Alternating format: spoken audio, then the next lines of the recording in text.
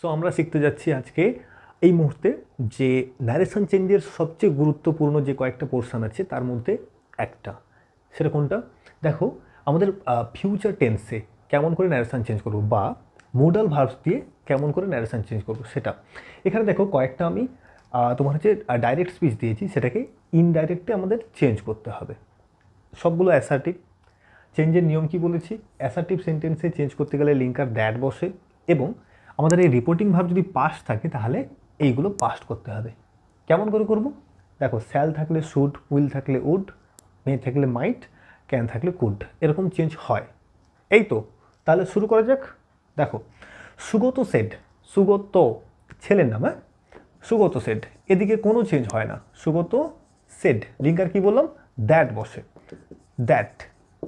এইখানে দেখো, এবার আই আছে, আই শ্যাল ডু ইট, আমি এটা করব। সুগত বলেছিল যে সে তার সেটা করবে। আই মানে কি? সে, হি।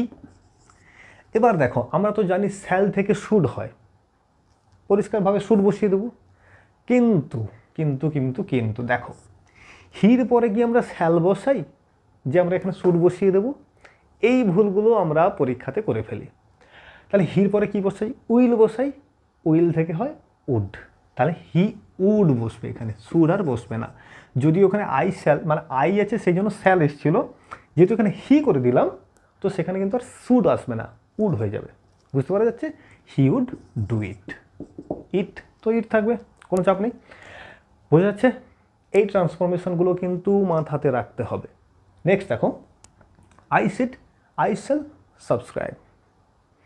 I said I shall subscribe, আমি সাবস্ক্রাইব করব।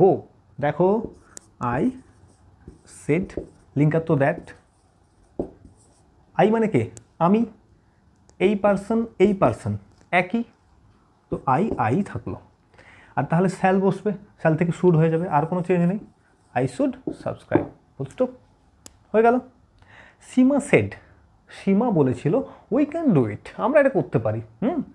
দেখো, এদিকে কোনো চেঞ্জ হবে না বলেছি, লিঙ্কারটা বসালাম আমরা, দ্যাট মানে Seema said that we can do it, আমরা করতে পারি।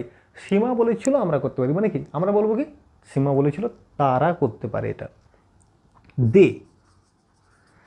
এবার ক্যান থেকে কি হয়? Could, do it. Seema said that they could do it, পরিষ্কার হয়েছে? নেক্সট দেখো, রবি সেড আই মে গো নাও, রবি বলেছিল কি? আমি হয়তো এখন যেতে পারি।